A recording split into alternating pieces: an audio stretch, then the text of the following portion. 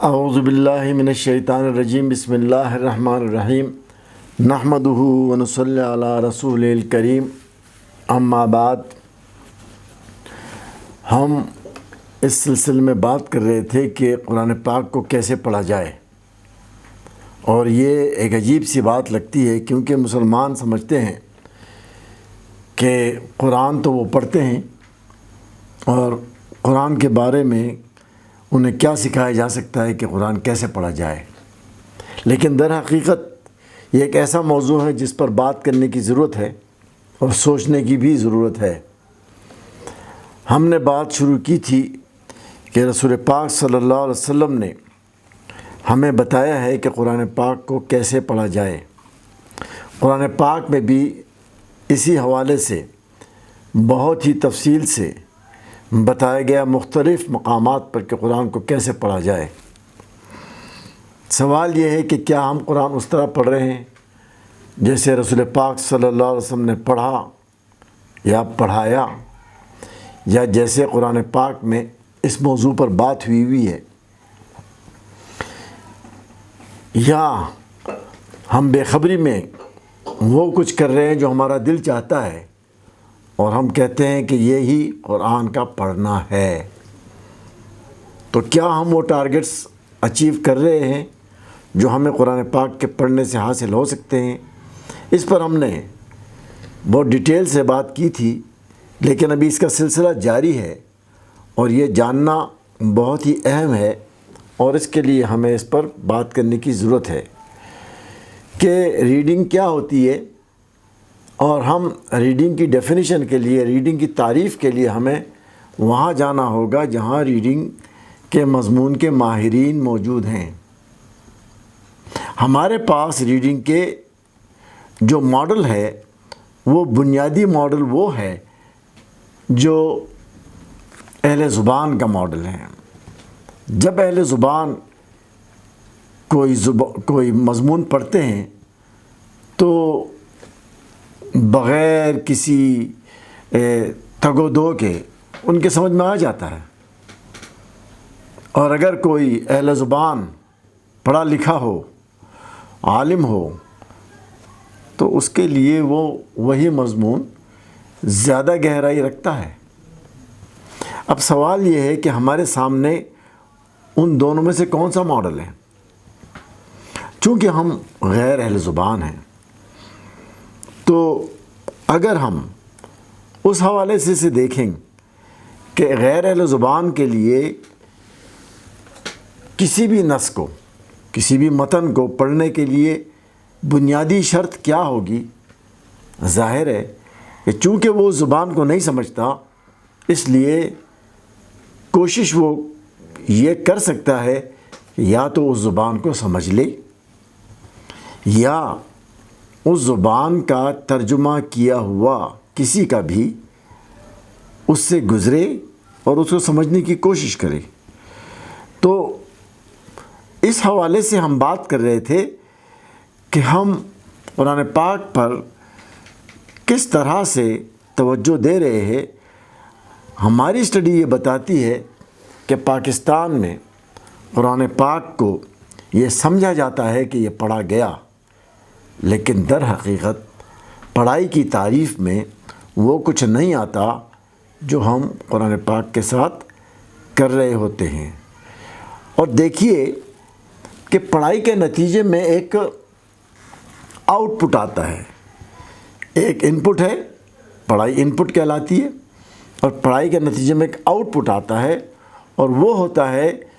کہ سوسائٹی میں اس کا کیا اثر ہوا، ذاتی شخصی زندگی میں پڑھنے والے پر اس نص کا کیا اثر ہوا، اجتماعی زندگی میں اس پر کتنا اثر پڑا، اور قومی زندگی میں، قومی کردار میں اس پر کیا اثر پڑا۔ حقیقت یہ ہے کہ کردار کے حوالے سے ہم قومی طور پر خسارے میں ہیں، اور ہم قرآن پاک کا وہ اعجاز، وہ خوبصورتی، وہ محبت، وہ قوت اپنے اندر نہیں دکھا پائے جو کہ ہونا چاہیے، بلکہ قرآن پاک ہمیں رسپیکٹ دیتا ہے، عزت دیتا ہے، وقار دیتا ہے۔ اس کا پڑھنے والا باوقار ہو جائے گا، باعزت ہو جائے گا۔ یہ کبھی نہیں ہو سکتا کہ قرآن کا پڑھنے والا، جیسا کہ ہم کلیم کرتے ہیں کہ ہم پڑھنے والے ہیں، تو ایسا کبھی نہیں ہو سکتا کہ قرآن کا پڑھنے والا بے عزت ہو یا دنیا میں اس کے اوپر کوئی ہنسے یا کوئی ہنسنے کی جرات کر سکے۔ اس لیے ہمیں اپنے پڑھنے کے اس ماڈل کو دیکھنا ضروری ہو گیا۔ تو آئیے دیکھتے ہیں کہ ریڈنگ ہے کیا۔ دیکھیے، ریڈنگ جو ہے وہ کئی طریقوں سے ہوتی ہے، اور یہ ریڈنگ کے ماہرین بتاتے ہیں کہ ریڈنگ میں اسکمنگ ہے، یعنی سرسری گزر جانا، اسکیننگ ہے کہ ہم کسی خاص انفارمیشن کی طرف جائیں، یہ لفظ بلفظ پڑھنا ہے کہ جب ہمیں ہر لفظ کے معنی کا احساس ہو، یہ اس پورے مضمون کا پڑھنا ہے، یعنی ڈسکورس سمجھ کر پڑھنا۔ یہ انٹینسیو ریڈنگ ایک ایسا موضوع ہے کہ جس میں نہایت توجہ سے ہم تھوڑے سے ٹیکسٹ کو غور کرتے ہیں، اور یہ ایکسٹینسیو ریڈنگ ہے کہ جس میں ہم زیادہ ٹیکسٹ کو تھوڑی تھوڑی توجہ کے ساتھ زیادہ ٹیکسٹ کو پڑھتے ہیں سمجھتے ہوئے۔ یہ بیکورڈ ریڈنگ بھی ہے کہ ہم آگے سے پیچھے کی طرف چلے جائیں، اور یہ فارورڈ ریڈنگ بھی ہے کہ ہم بیک سے ہم آگے کی طرف جائیں۔ یہ انٹریکٹیو ریڈنگ بھی ہے کہ ہم ٹیکسٹ کے ساتھ ریڈنگ کریں، اور یہ رسول پاک صلی اللہ علیہ وسلم کی سنت عالیہ میں سے ہے کہ آپ صلی اللہ علیہ وسلم جب بھی قرآن پڑھا جاتا تھا تو آپ اس کے ساتھ انٹریکٹ کرتے تھے۔ تو یہ سنت ہمارے لیے ایک بہت بڑا ماڈل ہے کہ ہم قرآن پڑھ کر اس سے انٹریکٹ کریں، کہ جب آپ صلی اللہ علیہ وسلم کے سامنے یہ آیات پڑھی گئیں فَبِأَيِّ آلَاءِ رَبِّكُمَا تُكَذِّبَانِ، اور تم اپنے رب کی کون کون سی نعمتوں کو جھٹلاؤ گے، تو آپ صلی اللہ علیہ وسلم فرماتے تھے اے میرے رب، بلکہ ہم تو شکر کرتے ہیں۔ اور جب کبھی آپ کے سامنے ایسی آیت آئی کہ جس میں فرمایا گیا الیس ھذا بقادر علی ان یحیی الموتى، کہ کیا وہ اس پر قادر نہیں ہے کہ مردے کو زندہ کرے، تو آپ فرماتے تھے یا ربی انک علی کل شیء قدیر، آپ تو ہر چیز پر قادر ہیں۔ یہ کیسے ہو سکتا ہے؟ یہ اسی وقت ہو سکتا ہے کہ جب ہم اہل زبان کی طرح اپنے مضمون کو سمجھیں اور اس کے ساتھ انٹریکٹ کریں۔ آپ نے ایک عام مثال دیکھی ہوگی کہ عربوں میں قرآن پڑھا جا رہا ہے، نماز پڑھی جا رہی ہے، تراویح پڑھی جا رہی ہے، اور عالم یہ ہے کہ جو پڑھنے والا ہے قاری وہ بھی رو رہا ہے، اور جو پیچھے لوگ کھڑے ہیں وہ بھی رو رہے ہیں، لیکن آپ کو ایسا منظر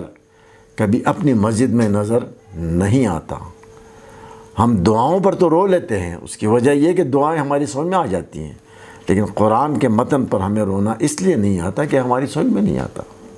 تو یہ ہمارا ماڈل جو ہے وہ ریڈنگ کا وہ ماڈل نہیں ہے جو رسول پاک صلی اللہ علیہ وآلہ وسلم کا ہے۔ اس پر انشاءاللہ بات کرتے ہیں، ملتے ہیں ایک وقفے کے بعد انشاءاللہ۔